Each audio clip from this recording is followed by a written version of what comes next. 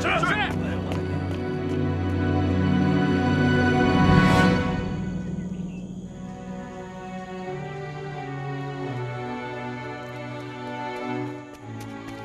珠儿，怎么样？宝玉呢？等了1个晚上还没有回来。我昨天晚上在县衙门口缠住了木狼神君，但是他没有上当。难道被他识破了？我们在县衙门口动了手，但是过了一会儿，整个县衙的人都被惊动了。这么说的话，他们真的发现宝玉了？不行，我得去看看。宝玉，你没事吧？我没事。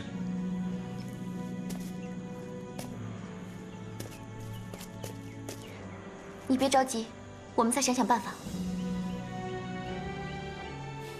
都怪我不好。这怎么能怪你呢？昨天晚上你引开了木狼神君，已经帮了很大的忙。不过我找遍了县衙，都没有发现关奔月的地方。后来我怕他们发现这里，所以兜了一个大圈子才回来，让你们担心了。你没事就好。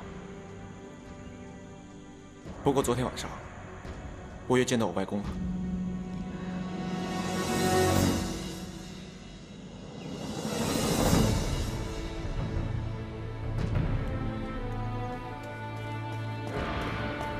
启禀都头大人，清平剑客回来了。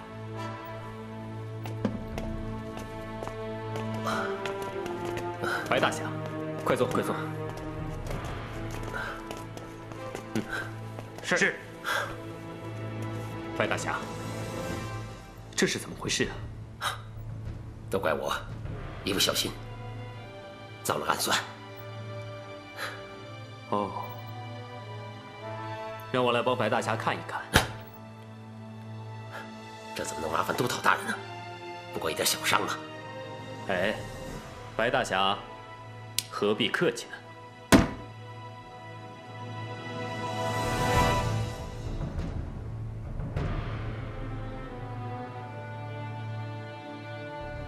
白大侠的脉象很乱啊，看来伤得不轻啊。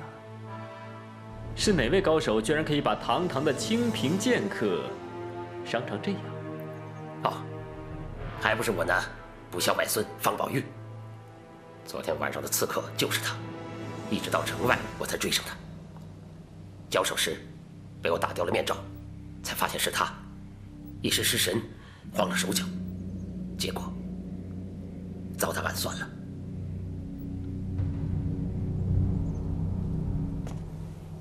我早知道这个刺客就是方宝玉，可是我没有想到，他居然对自己的外公也下得了手。原本我以为你会放他走，可是我没有想到会是这样的结果。白大侠对朝廷真的是忠心耿耿，我错怪你了。哎，都头大人，这怎么敢当？都怪我一时手软，让他给跑了。话不能这么讲。你看到自己的外孙一时震惊，让他得了手，这也是情有可原。来，扶白大侠回去休息。是，大人。等一等，这是宫廷特制的灵丹妙药，白大侠留着用吧。多谢都头大人。不必客气，请。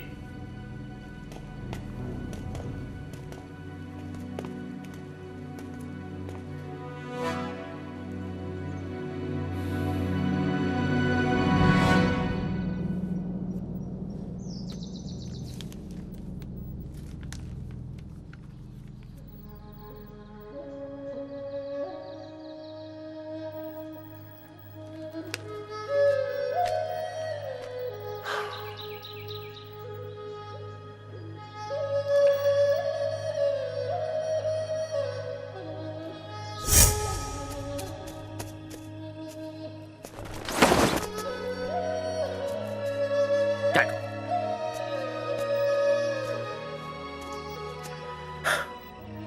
宝玉啊，你到底想要怎样？放了奔月。为什么你还不明白？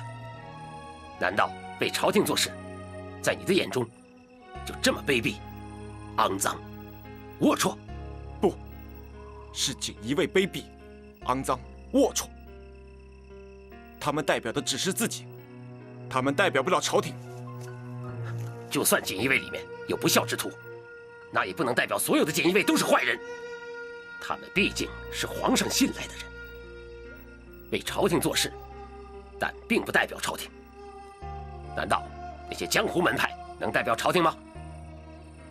外公，您从小就让我做一个顶天立地的男子汉，为什么现在却让我做一个不忠不义的人？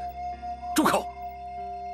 从你小的时候，我就让你好好读书，考取功名，为朝廷效力，能光宗耀祖，流芳百世。我这么费尽心思的栽培你，养大你，为了什么呀？是啊，您是让我好好读书。您还记得这个吗？这是您亲手教给我的。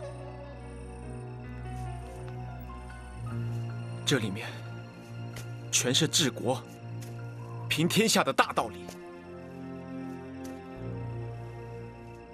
可是您放眼看看，现在的朝廷，有哪一个是按照书上说的去做的？哼！那个时候，我知道您被呼延大藏杀了，我整整1个月，在您的灵位前痛哭。我后悔当初没能听您的话，没有好好读书，常常惹您生气。后来，我一遍一遍地读《论语》，一遍一遍地读《治安策》，读那些您让我好好学的书。我多希望您能听见。我懊恼，我哀怨，我悲愤。我是读了那么多书，可是我却救不了您，不能为您挡蓬莱人那致命的一击。于是我把所有的书全都撕了，全都烧了，因为他救不了我最亲的人。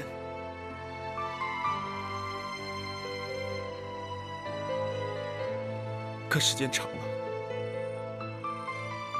我又忍不住，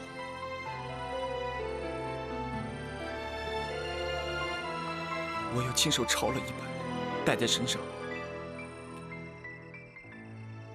因为在我想您的时候，我可以拿出来看，拿出来读。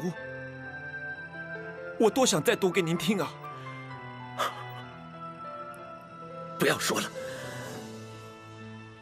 后来我才知道，这一切都是谎言。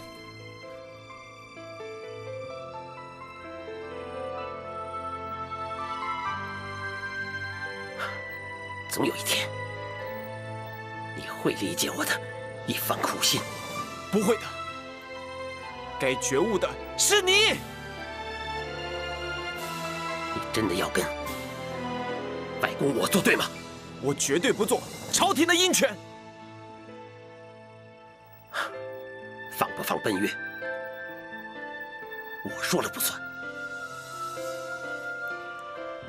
你走吧。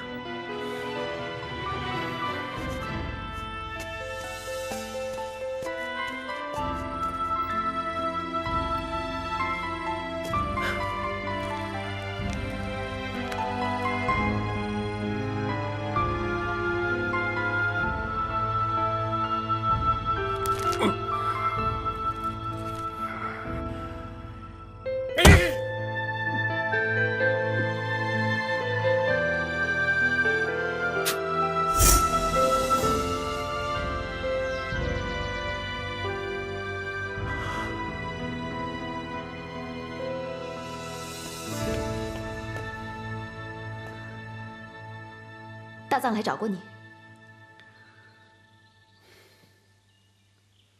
昨天晚上，你把他怎么样了？他受伤了？你对他好像比对我还关心呢。你到底把他怎么样了？什么怎么样了？是他来找我的，你知不知道？是他来跟我翻脸的，你知道吗？我只是想知道你把他怎么样了。后来呢？他跑了。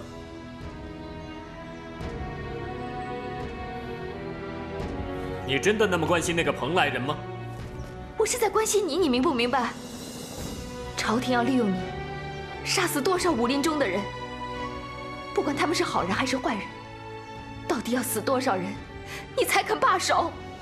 一将成名万骨枯，要想做成大事，必须要付出代价。你真的不明白吗？那我呢？你跟我说的那些话，都是真的吗？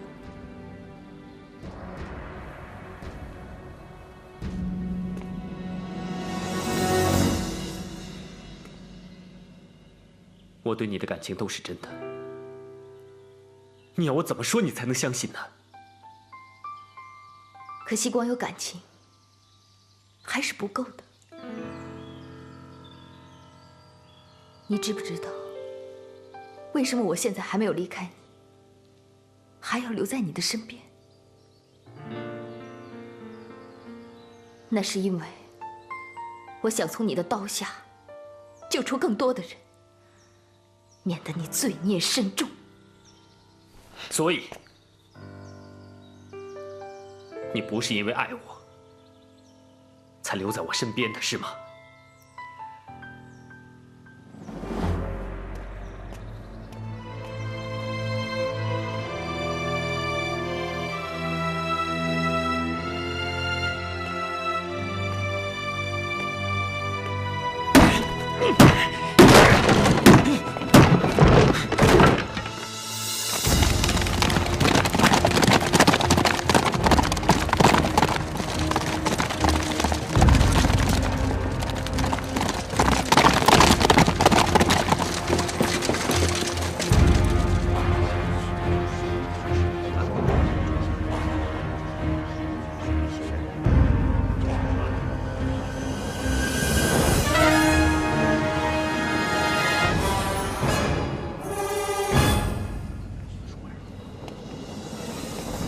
各位英雄，各位豪杰，今天我们来到这里只有一个目的，就是寻找传说中的罗亚古城。多亏我们的盟主王大侠多方努力，今天终于知道了罗亚古城的具体地点。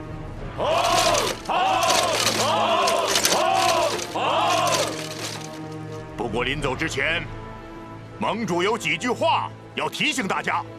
在场的各位都是各方响当当的人物，大家千辛万苦的到这儿来，无非就是想求财。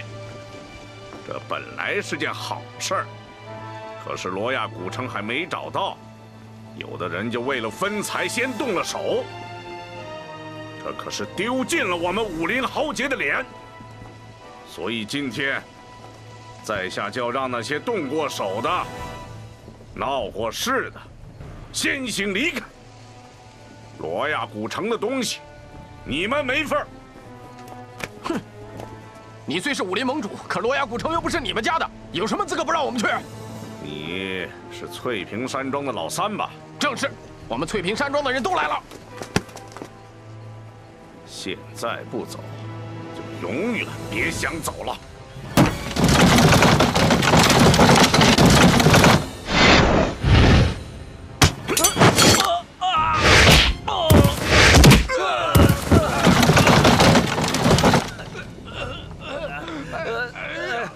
还有谁敢不听武林盟主的号令？盟主，盟主，盟主，盟主，盟主，盟主，盟主，盟主，盟主，盟主。盟主有令，各路人马全体集合，立即启程。黄墨尘，率领各路人马，再有闹事者，格杀无论。是。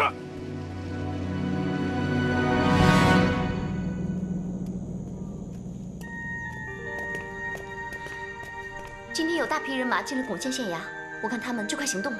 木狼神君一向谨慎，没有十足的把握，他不会轻举妄动。也就是说，他们已经知道了罗亚古城的地点，那至少是有了线索。那我们快点跟着他们。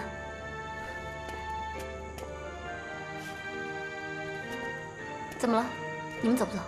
我已经和他们交过手，如果现在去的话，他们一定会想到我们会跟着他。大藏说的不错，如果他们设下陷阱，那我们还有什么办法？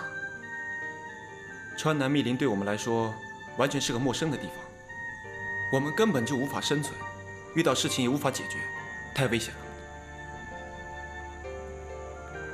问个向导，这是个好办法，值得一试。那我们还等什么？不忙，等他们上路了，我们再行动，保持一段距离，这样比较安全。我再去趟县城探探消息，顺便准备一些进山的物件。你小心点。嗯。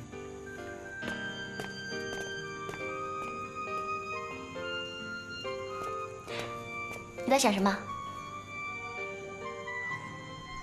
没什么，我总觉得宝玉有点不同。那你还觉不觉得他是个敌人，是个对手？不是。你一定觉得他像个朋友了？如果没有师父的遗命，可能我们是最好的朋友。其实你们两个有很多相似的地方。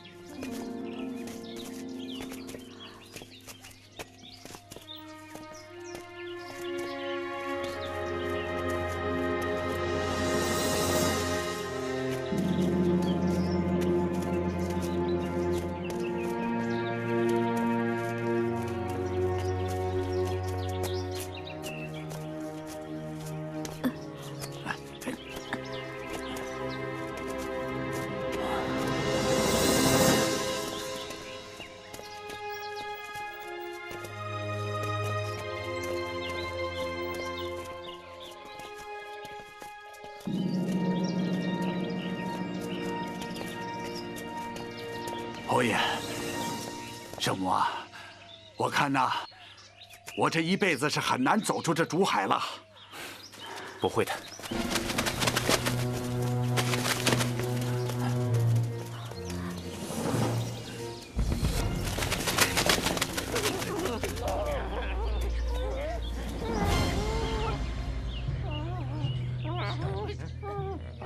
怎么办？哎，他们可能就是都长人呐。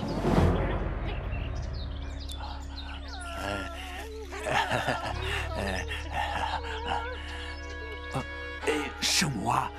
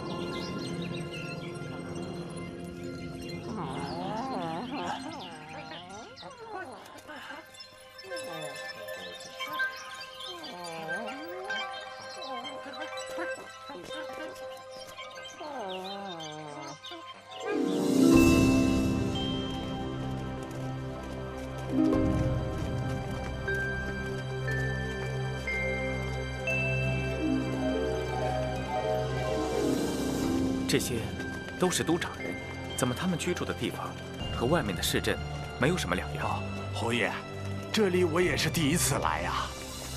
啊。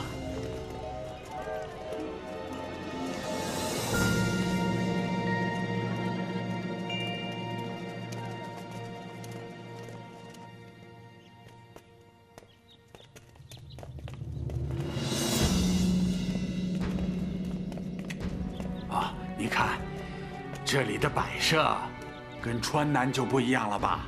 这些人看样子好像不会说坏话，一会儿我怎么和他们解释呢？只好走一步看一步了。哦。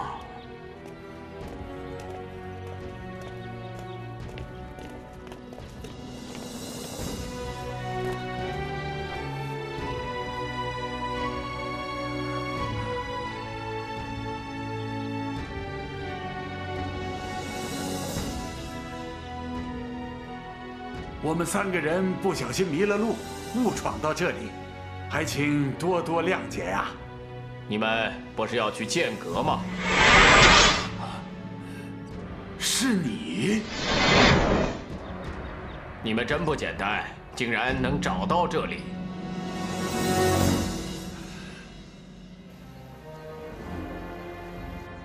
这么多年在金家，承蒙主人照顾。快别说这么多了。 什么主人不主人的，这么多年来是我金某有眼不识泰山。来，喝酒，来，来。不知寨主为什么这么多年喜欢隐居在酒池肉林那里啊？哈，你们可误会了，我不是寨主，我只是负责山寨和外面的联络。啊，这里的山寨和我想象的不大一样啊。 哎，这也不奇怪。自从3国时代，我们都长人就生活在这里。其实，对于外面的世界，我们一直是有专门的人在传递消息，所以外面的世界是什么样子，我们很清楚。这寨子自然也会尽量学着外面的样子来建了。所以外面的人不了解你们，这很容易理解。当年我们全体族人走入深山，也很担心其他部落会追杀进来。 自然在外面留下了不少眼线，他们一代传一代，直到现在还在发挥着作用啊。所以你早就知道我们要来这里。嗨，可是我没想到你们真能找到这里，所以你知道剑阁所在。剑阁、罗亚古城和都长人有着好几百年的恩恩怨怨。最早这片密林中只有我们都长人。 只有一个狭窄的峡谷可以进出。元朝的时候，朝廷的人偷偷跑了进来，接着运了很多财宝。后来，因为他们离我们很近，我们担心被发现，曾打算放弃这里的山寨。你所说的就是罗亚古城？嗯，那是一座天然的石城。那后来呢？后来，他们只运来了东西。 留下不少兵将守城，其他的人都悄悄走了。所以猿人一直都很小心，怕这个秘密传出去。所以他们才没有发现你们的山寨。可这和剑阁又有什么关系呢？后来元朝人不知从哪里找到了9大掌剑高手，在罗亚古城的入口峡谷口修筑了9个洞穴，这就是你说的剑阁。 原来他们是给元朝人守护着罗亚古城的，也不全是，他们是不愿意手中的旷世名剑落入坏人手里，所以才找了这么个僻静的地方躲了起来。不错，在罗亚古城的这些人衣食无忧，一辈子都没有出过城，更加不知道9把剑的所在地，是不是？我还是不明白，既然他们9大掌剑客衣食无忧。 为什么还要找我们酒池肉林的人充当剑奴呢？这又和我们都长人扯上了关系。日子久了，罗亚古城中的士兵终于发现了我们的山寨。起初，双方的首领还希望能够和平共处，可是后来，罗亚古城的猿人就开始骚扰我们了。开始只是抢一些东西，后来发展到抢女人，最后逼得我们忍无可忍。9个山寨联手进攻罗亚古城，终于将他们灭了。不过，我们这9大山寨也是伤亡惨重啊，只剩下这一个督长寨了。可是这剑阁跟你又有什么关系呢？说来惭愧，起初就算我们9大山寨联手，也不是猿人的对手。剑阁9大掌剑客中，有6人站在了我们这一边，而另外3人就算不愿意帮我们，也不会和自己的兄弟残杀，所以他们选择了离开剑阁。哦，所以才有我们剑奴的出现呐。再后来，我们封了罗亚古城对外的通道，就再也没有人能到这里了。而剑阁也成功找到了你们金家。唉，那都是几百年前的事情了。而这一次，情况就不同了。所以武林人士和朝廷都分别在寻找罗亚古城的所在地。当今的皇上昏庸无度，民不聊生，只希望能够拿到这笔宝藏，所以调动了蜀中的兵马，加上锦衣卫，这样的规模。那你们大王打算怎么办呢？上次和猿人大战之后，我们都长族元气大伤，这一次我们更不是对手。反正我们也不贪图罗亚古城的宝藏，所以大王已经传令，30天之内所有人离开这里，前往滇北的丛林。我们只想知道剑阁的所在。这件事情恐怕要让3位失望了。我们都长人曾经向掌剑客发过重誓，绝不说出剑阁的所在。而当年6大掌剑客更是在临死的时候叮嘱我们，绝不能向任何人说起剑阁的所在。我们金家世代为剑阁服务，现在剑阁的主人已经作古了，而剑阁的千古神剑，又恐有落在坏人手里的危险。我们能够坐视不管吗？这件事情事关重大，我做不了主。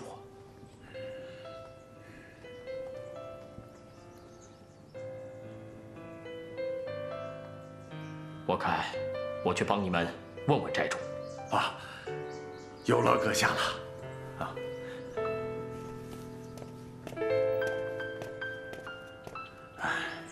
实在不成，我们自己去找。我就不信，我们能够找到竹海，难道就不能找到剑阁吗？出事了！出什么事？今天早晨，2队跟踪锦衣卫和江湖人士的暗哨回来报告，他们前进的速度比我们想象的快了很多。我们怀疑有人暗中帮忙。那你们有什么打算？寨主说了，3到5天内让所有人离开这里。我看，你们也离开这里吧。那剑阁呢？你真的不能告诉我们吗？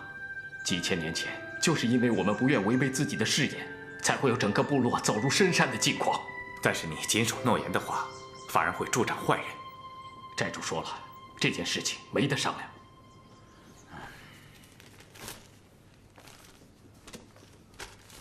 尽快离开吧。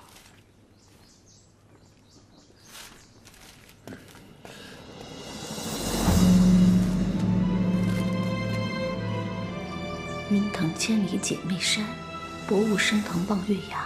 万仞峰前走剑气，九渊潭前斩落霞。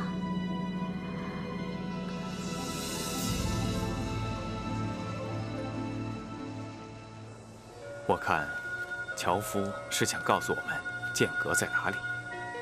对，寨主不准他告诉我们，所以他就把它写下来。但是他又没说，就等于他没有违背誓言。有4个地方我们要留意：万仞峰、望月崖、姐妹山，还有九渊塘。去剑阁的路，关键是否能找到这4个地标？剑阁的名字，都长人知道的不多，可我相信这姐妹山一定有人会知道。如果我们能找到这4个地方，就应该可以找到剑阁。你就告诉我吧。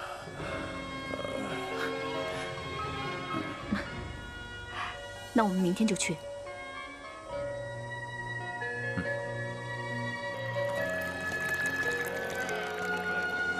请问你知不知道姐妹山怎么走？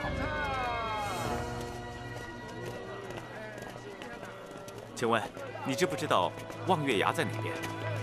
不知道。谢谢啊。请问你知不知道万仞峰在哪里？不知道。你知不知道九渊潭在哪里？怎么走？不知道。啊，知不知道姐妹山在哪里？不知道。啊，请问望月崖怎么走？不知道。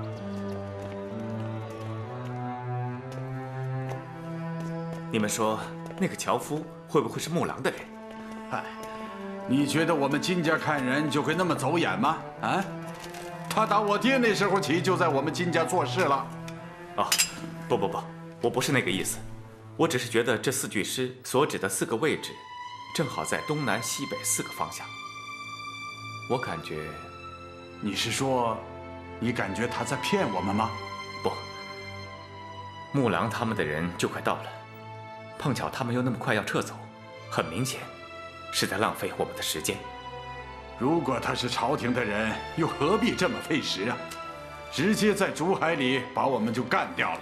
那时候我们3个都快饿死了，那绝对不是他的对手啊！我看他是不想告诉我们剑阁在哪里，可是又不好直接拒绝我们，更不想为了这件事情和我们发生冲突，所以就拿那首诗来搪塞我们。那又是什么意思呢？当我们看到这4个地方分裂4个方向，就知道是假的。他想让我们知难而退。我知道答案了。哦，答案在哪里呀？答案在这诗里面。你们听说过藏头诗吗？4句诗的第1个字“云薄万九”，什么意思？哼，就是狗屁不通的意思。不对，你们只知其一，不知其二。你看，第1句话的第1个字，第2句话的第2个字，还有下面2句话第3、第4个字，你再念念。云雾峰前，云雾峰前。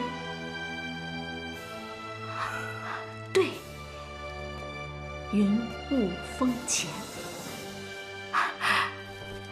对，找到了云雾峰，就找到了剑阁。我们就去云雾峰。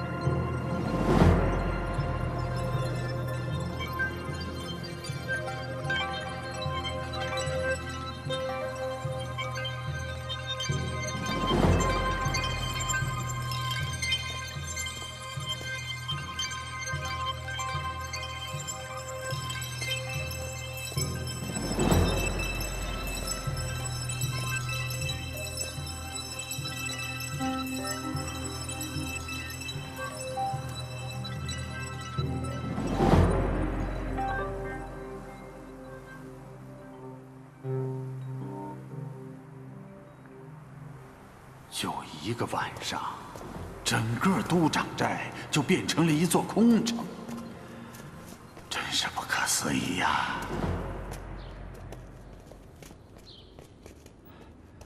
哎，怎么样啊？都准备好了吗？差不多了，金大侠。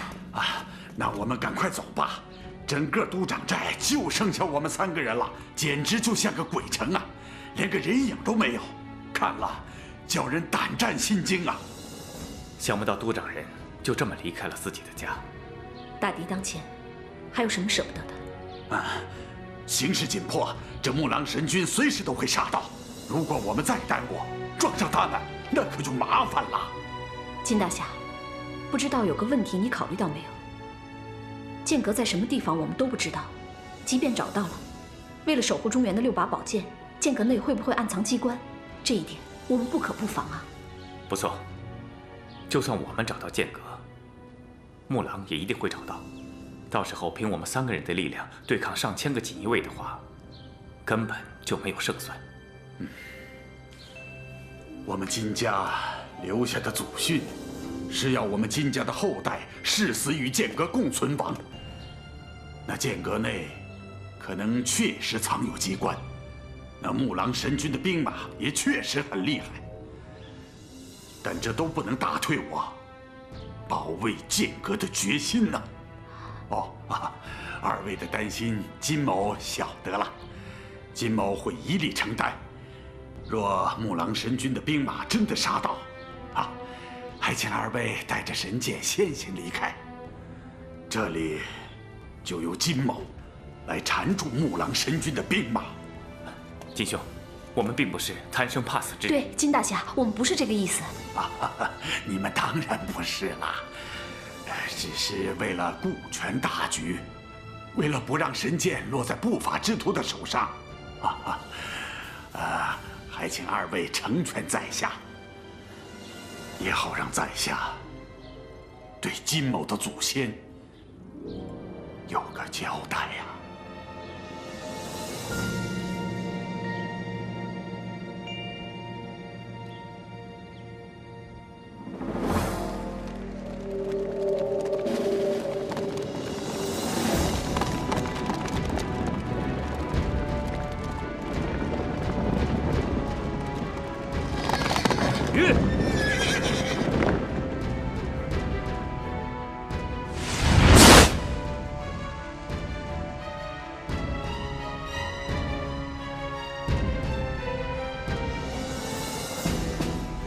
没想到他们来得这么快。我们终于到了。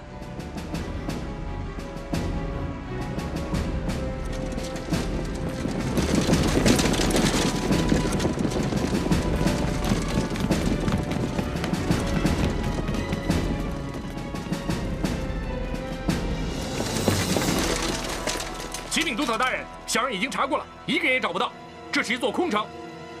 就是把整个城倒过来，也要找到他们。我就不相信找不到一个人影。继续搜。是。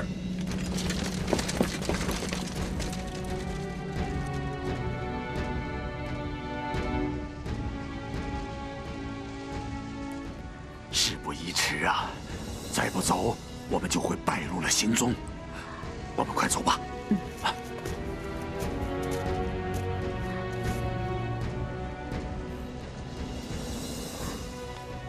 侯爷，你怎么了？看来奔月没有在木狼身边，那他到底去哪儿了？现在怎么办呢？宝玉究竟有没有救出他？侯爷，奔月是木狼神君控制宝玉的棋子，我相信，就算宝玉救不出奔月，奔月也会暂时没事的。话是这么说，可是不要着急，事有轻重。当务之急是保住剑阁里的6把宝剑，奔月总有一天会救出来的。侯爷，不要再犹豫了。如果木狼神君在我们之前找到剑阁，那我们所有一切的努力全白费了。走。启禀督导大人，城南荒无人迹，小人寻遍了，还是一无所获。不用说，城西也是空无一人。是，的确空无一人。督导大人，城北也是，城北也是荒芜一片，连个鬼影都找不到，对吗？是的，督导大人。那人都去哪儿了呢？一群没有用的废物，滚！下去。是。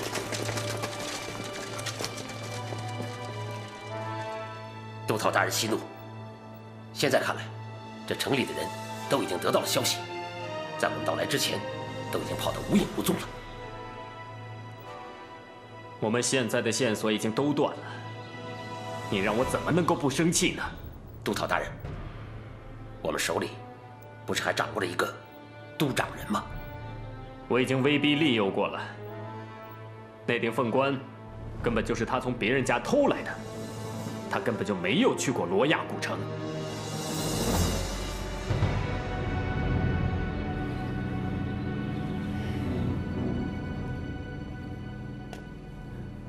我们现在就好比回到了起点。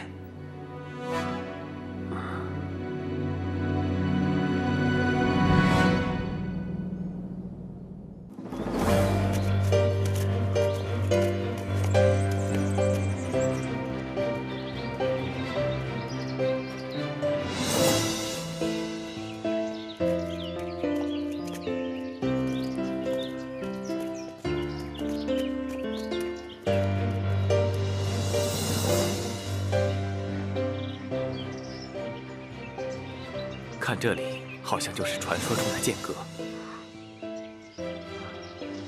剑阁圣土，罗亚之门，魁宝坟冢，两重乾坤。我们终于找到剑阁了！哎呀，看，快！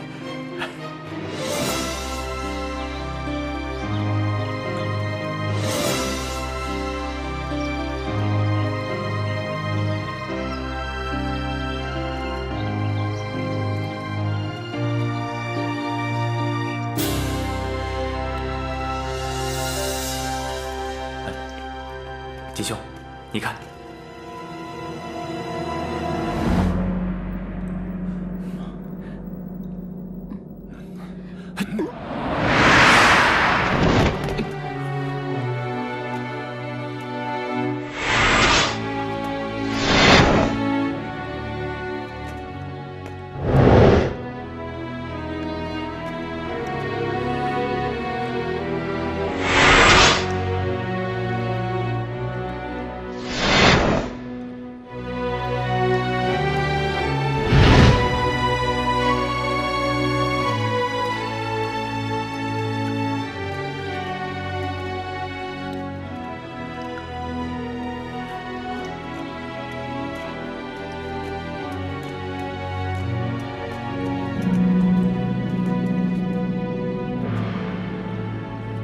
恭喜你啊，金兄！侯爷，圣母啊，你们看，这几副骷髅，想必就是当年的长剑客了。这6把旷世神剑也都在啊！哎，我金祖阳终于不负祖先所托。多谢侯爷，多谢圣母，陪在下走完这一程啊！金兄言重了，这件事对我们来说是义不容辞的。我很奇怪，这离都长寨不足5里路，要想找到这儿并非难事。可是把6把宝剑放在这儿，似乎不太妥啊。哎呀，话虽如此啊，我们也是好不容易穿过竹海才找到都长寨的。要不是都长寨有情报说剑阁就在这里，我们也不会找到这里呀。这里实在是太隐蔽了。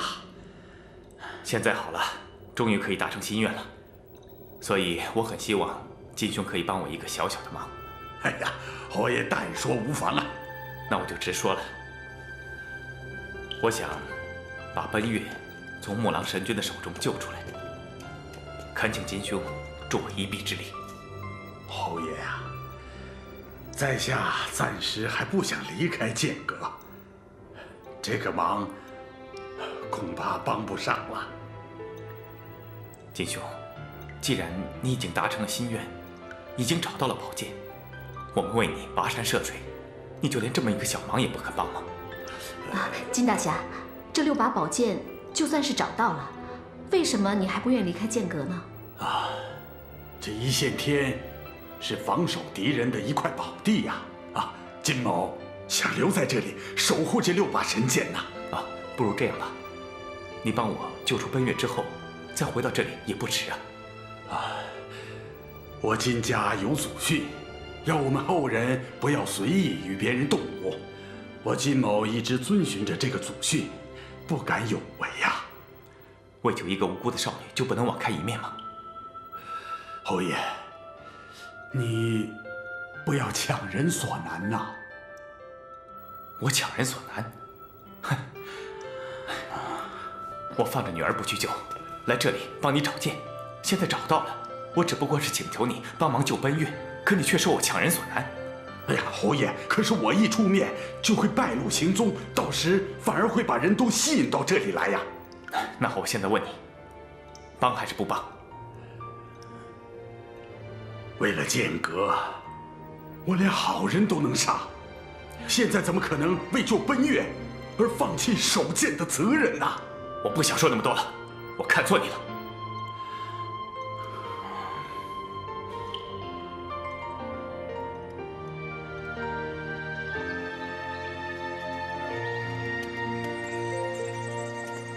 侯爷，每个人都为自己的信念坚持着，就像我当初坚持不与宝玉和大藏相认，你也长期坚持着对我的爱意长达20年，这都有错吗？你想，如果当初有人质疑你，并要你放弃这个信念，你不同样也会拒绝，不是吗？我是不应该逼金兄为了救奔月而放弃自己的使命，是我不对。更何况我们当初答应帮他找寻剑阁时，就决定自始至终都不要求任何回报。是，刚才是我一时心急说错了话，真是对不起他。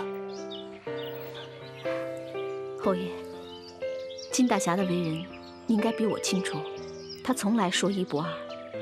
你忘了，当年在白云观，他都不肯出手帮助赤松道长，这就足以证明他对祖训是如何看重的。看来是我自己糊涂了。你也是因为思女心切才会这样的。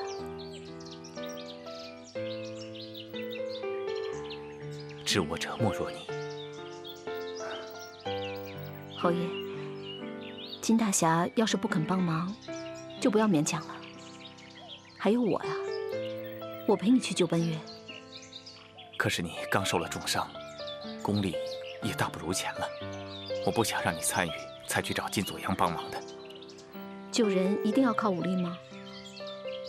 对，你出谋略，我出力。不过侯爷，我们要从长计议，不要操之过急啊。这次一定很危险，你自己也要小心点。好，我会一直在你身边提醒你的。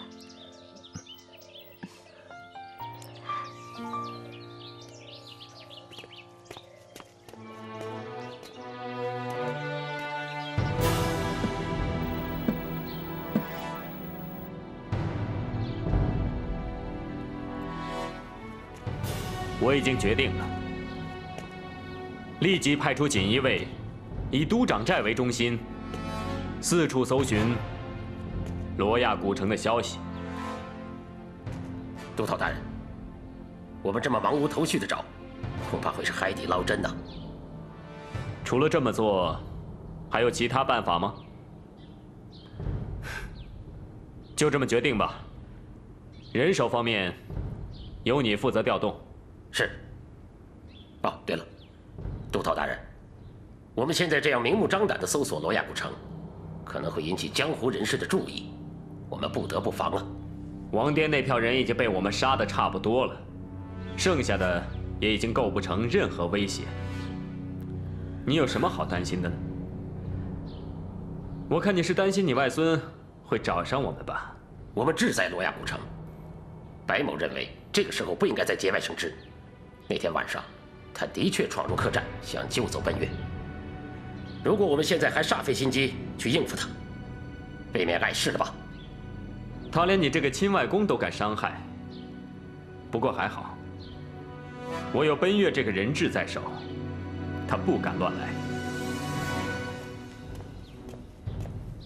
宝玉现在的功夫已经到了出神入化的境界，与其抓着奔月跟他耗着，不如放了奔月，他也不会再纠缠我们了。这件事情我自有分寸，不必你操心。啊，这是刚泡好的上等龙井，请用。托尘，你可以出去了。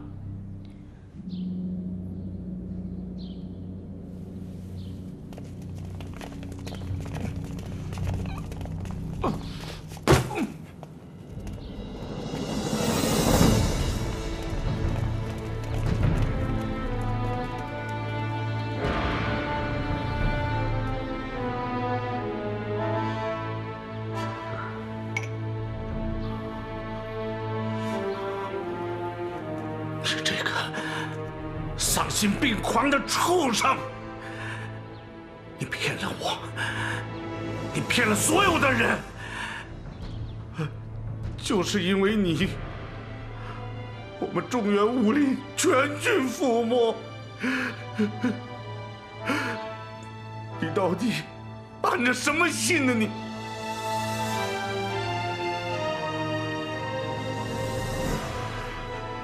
王大侠不必置气。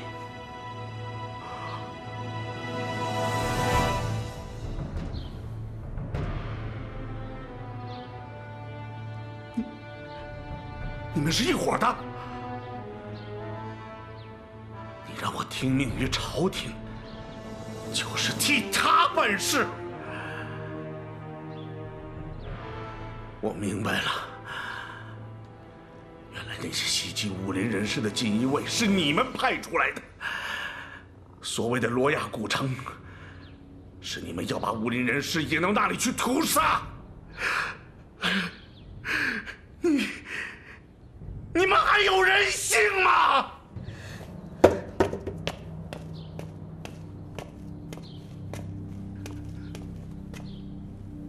他说的都是真的吗？我不想跟你在这里争执。你这个衣冠禽兽，到底要到什么时候你才肯罢手？我是在增强朝廷的势力，不给武林反抗朝廷的机会。朝廷，朝廷非要用这么血腥的手段吗？朝廷下的旨意，我一定要办到，而且要不择手段。你无药可救，出去！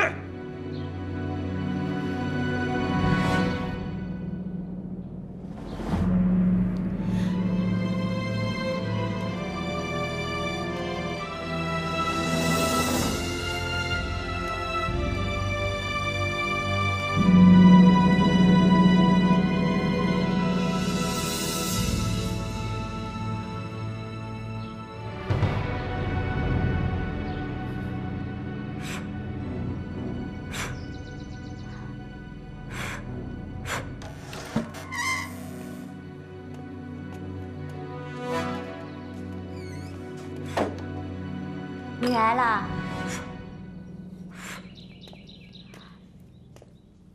你哭了？发生什么事了？没什么。又在为你的木狼伤心吧？奔月，你不要怪我，我真羡慕你。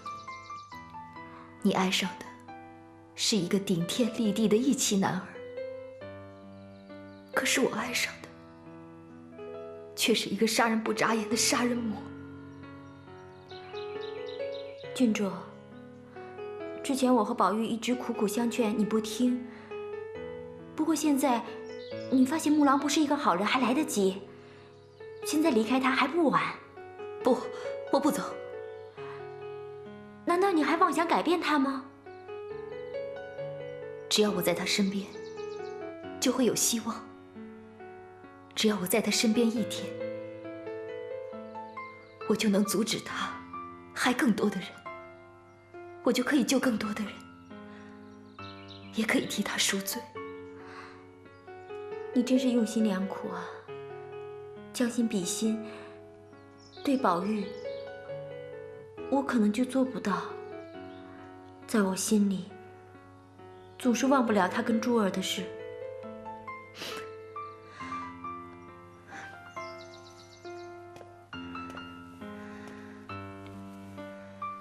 你不是说过吗？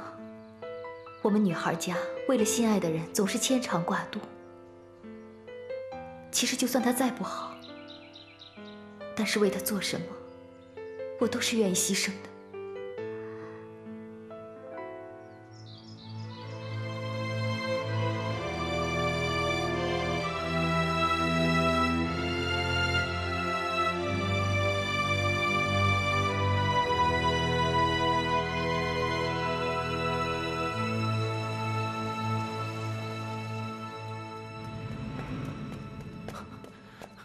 都头大人，小人有事禀报。什么事这么着急啊？今天派出的暗哨有一个迟迟没有回来，也没有留下记号，恐怕是遇上了歹徒，所以小人特来禀报。看来方宝玉真的追来了。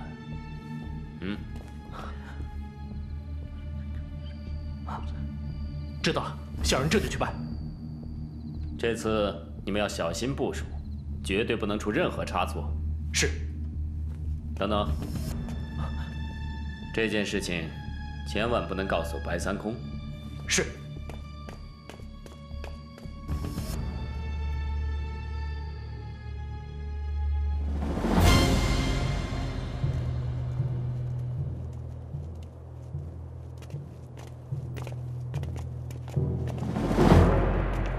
昨晚庄内锦衣卫果然没说谎，这里的确是个荒城。看来木狼神君因为找不到罗亚古城，已经率领部下离开了。他们的确是走了，我们现在怎么办？到处瞧瞧，看看有没有线索。好，我们到城北看看。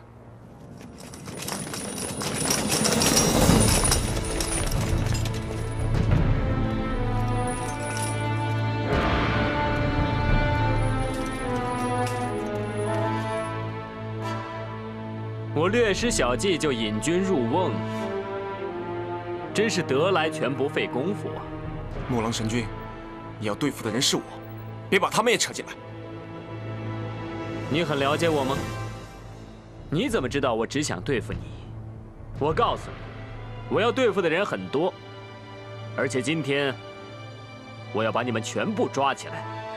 木狼神君，我们这次来只想让你交出奔月。我们不会阻止你寻找罗亚古城，只要你交出奔月，我们马上就走。简直是痴人说梦！就凭你这3言2语，就想让我放了奔月？你觉得可能吗？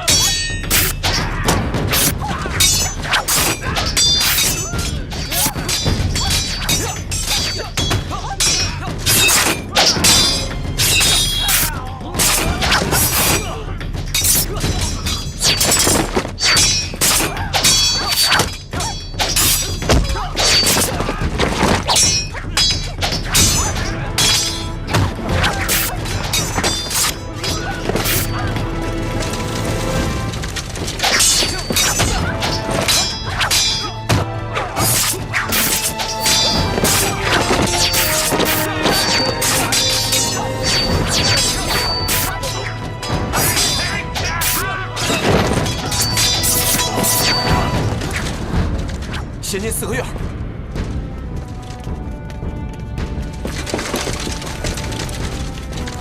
放箭！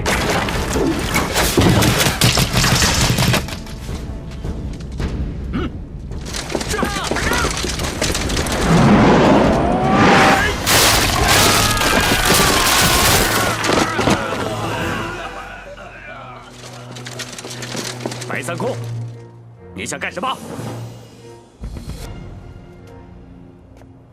督讨大人，这么大的事情，为什么不通知我一下？有些事情我好像不需要通知你吧？督讨大人曾经答应过我，不伤害宝玉。那是他先答应我效忠朝廷，我才答应不伤害他。现在是他背信弃义，怪不得我。让开！看在白某份上，饶我外孙一命吧。白大侠，我要提醒你一句。你现在做的一切，是在跟朝廷作对。我对朝廷忠心耿耿，只希望督讨大人网开一面，放了我外孙。哼，在我这儿，没有人可以说情。督讨大人，既然这么说，那就先杀了我白某。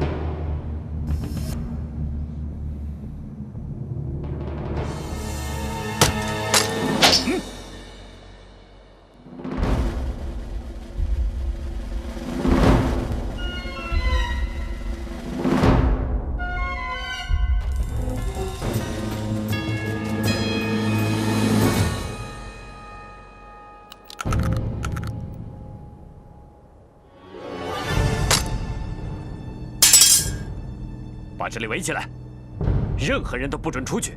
是。多谢都头大人。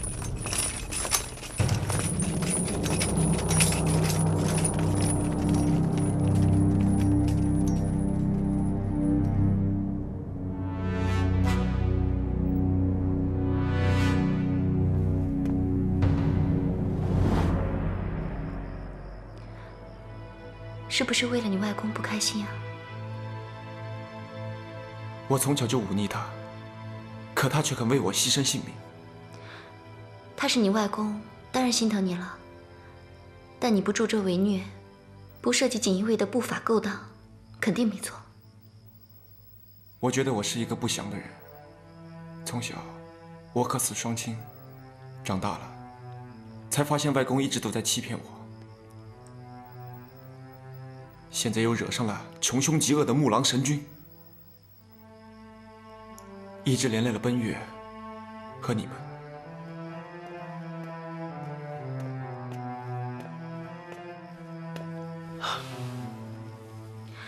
你为什么拿酒来啊？我们被困在这个四合院里，奔月也没有救出来，你居然还有心思喝酒？你想要他借酒消愁啊？我来到中原之后，一心为了寻剑，还总惦记着会和你打一仗。想不到今天和你并肩作战，痛快啊！干杯！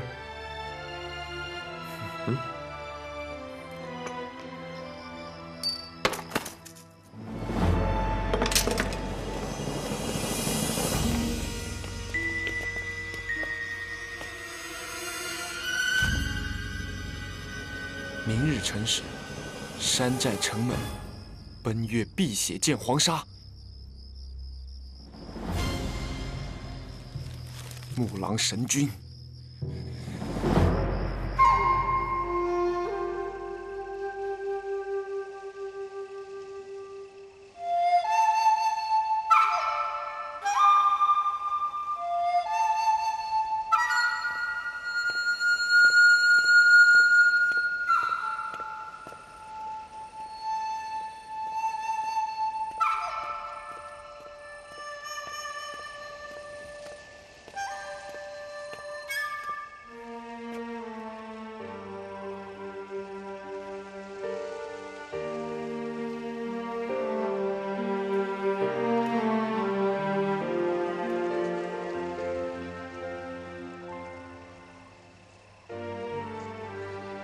我求了木狼很久，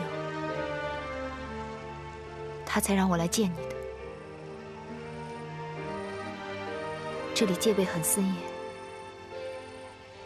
你们想要出去，很困难。想起我们结拜的情景，真叫人心寒。他现在已经变成不折不扣的杀人魔，就连我也觉得他越来越陌生。他已经不是那个时候和我们结拜的义兄了。我还以为他会念旧情，没想到他连我都不放过。他现在心里只有朝廷。为了罗亚古城的宝藏，他已经杀了数以千计的武林中人。你们真的这样看我吗？没错，我是杀了人，可是那些人不该杀吗？为了财宝，即便是同门兄弟也不放过。在我看来，他们不过是一些贪财的鼠辈。杀了他们，也是为百姓除害，为武林清理门户。我让托尘来见你，也是念着我们的兄弟情谊。我希望你能悬崖勒马，站在我这一边，不要再跟方宝玉厮混。我可以帮你寻剑，完成你的心愿。作为义兄，我算是仁至义尽了。即便是刚才，我也再三嘱咐不要伤你一根汗毛。可你为什么还要质疑我？可能你还记得我们结拜的那份情谊，但是你的行为，我没法把你当兄弟。没关系，不管你怎么看我，我对你还是有情谊的。你带珠儿马上离开，剩下的6把剑，我会给你的。你的条件很诱人，可是我不会扔下宝玉。我真的不明白，你为什么跟他扯在一起？为了剑道拔刀相助，没有其他的。我只不过不喜欢向恶势力低头。恶势力？你居然说我是恶势力？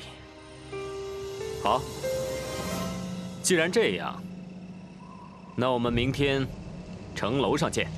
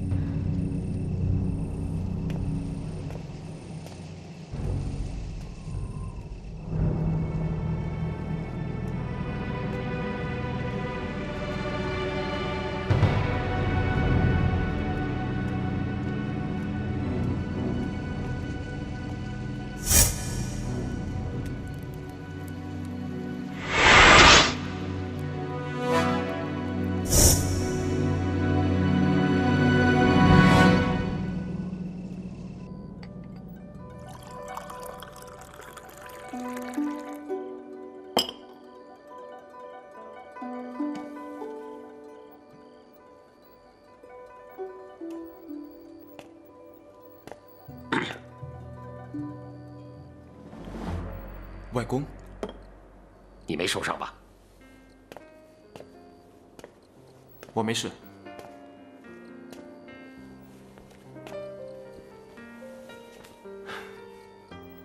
今天没事，难保明天也没事。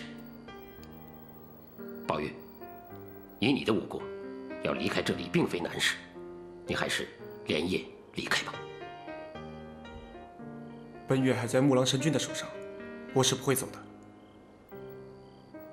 木狼神君刚刚送来战书，说明天就要处决奔月，我怎么可能为了自己的安危而逃之夭夭呢？你告诉我，紫衣侯和白水圣母的下落，由外公我亲手杀了他们，拿他们的首级来换取奔月的自由。你立刻回清平山庄等我，1个月内，我一定带奔月前来和你会合。外公啊，你怎么到现在还是执迷不悟啊？紫衣侯虽然行事怪癖，但他不失为一个锄强扶弱的大侠。白水圣母虽然曾经是5星魔教的教主，可他从来也没做过什么大奸大恶的事情。我们不能被木狼神君所利用，而残害2个无辜的人。做大事者，不拘小节，有时候管不了那么多。这不是小节，这是一个人的良心。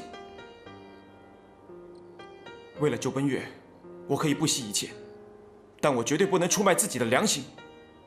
明天，你将会看到奔月横尸城门外，你就会知道，良心究竟算什么。也许你说的对，但是我更清楚的知道，即使杀了紫衣侯和白水圣母，木狼神君一样会来要挟我，替他做别的事情。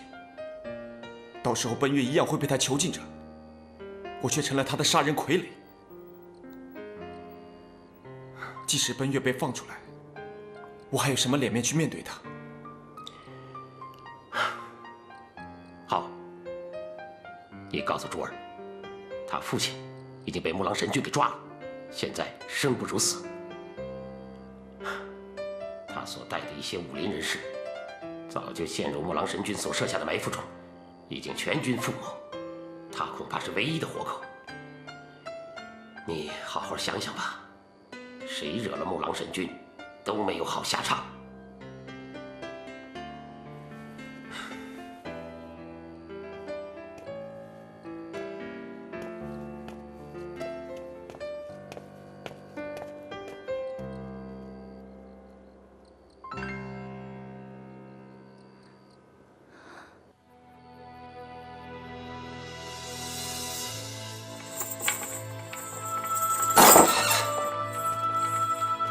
皇帝，吃饭了。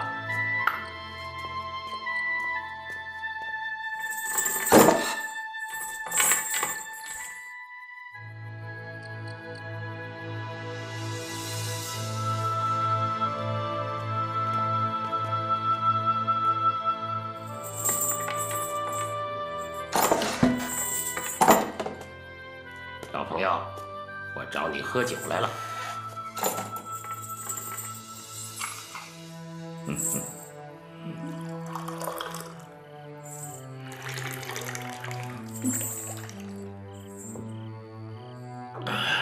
好，我就知道，这个时候你是不会拒绝我的。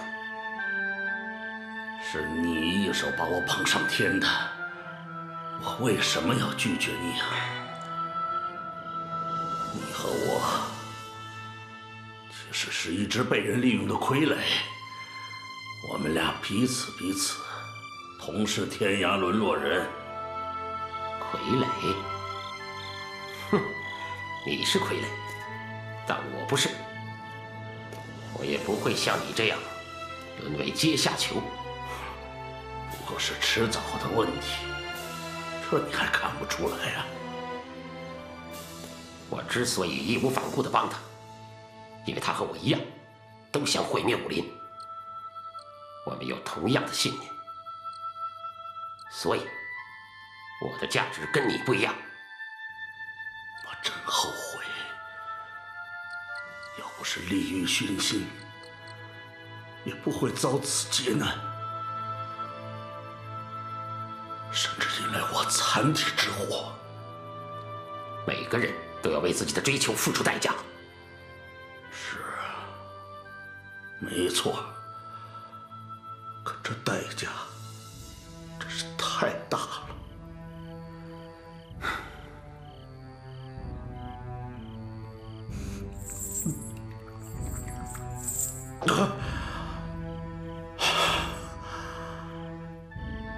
我知道我命不久矣。所谓人之将死，其言也善。有一句话我要劝你：兔死狗烹，鸟尽弓藏。这个魔狼神君既然能够这样对我，也同样能够这样对你。我劝你还是为自己早做打算吧。以我的武功，足以全身而退。还要我多说吗？方宝玉的武功够高吧？还不是被木狼神君玩弄于股掌之中，一点面子都不给你吧？看在我们相交一场的份上，看在我为你使了很多计策的份上，能不能求你一件事？你想逃出去？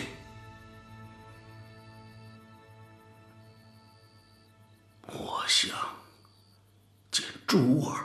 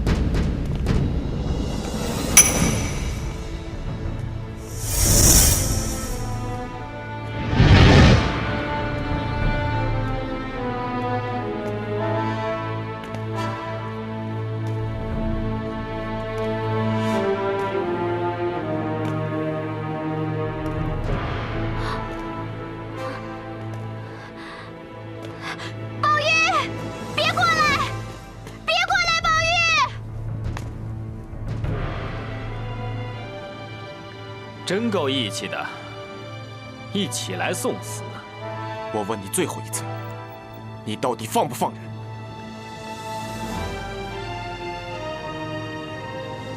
你说呢？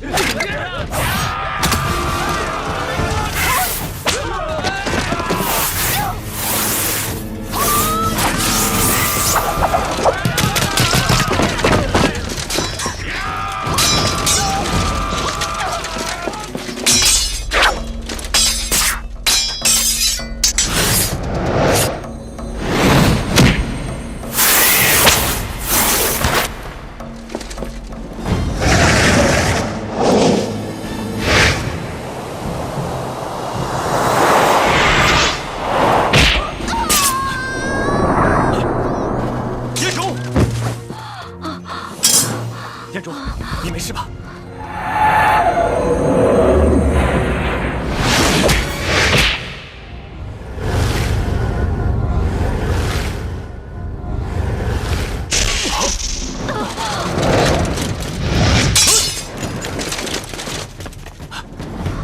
快，杀了他们！走！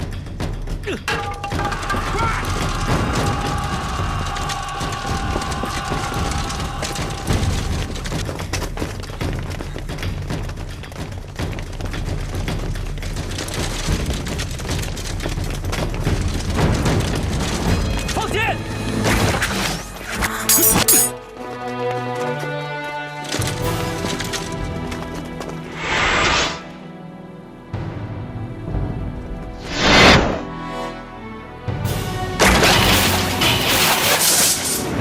住手！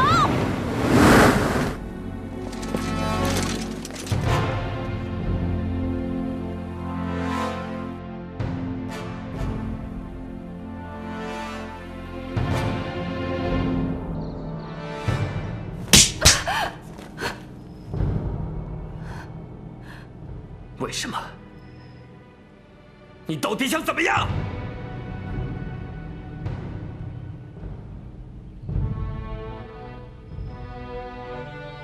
连老天爷都帮我，你为什么要插手坏我的好事？我一直在等待你回心转意，为什么我就是不能感动你？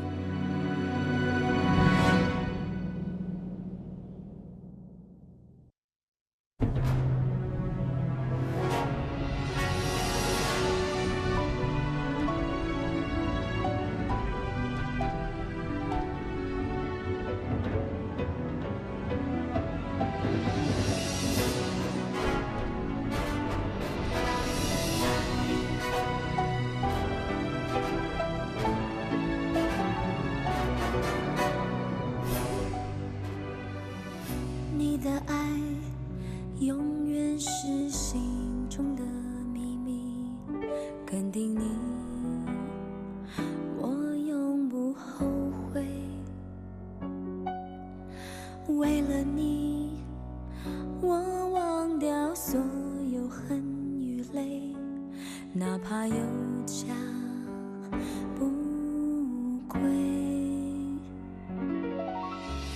和你走再长的路也无所谓，只要让你为我把长剑收回。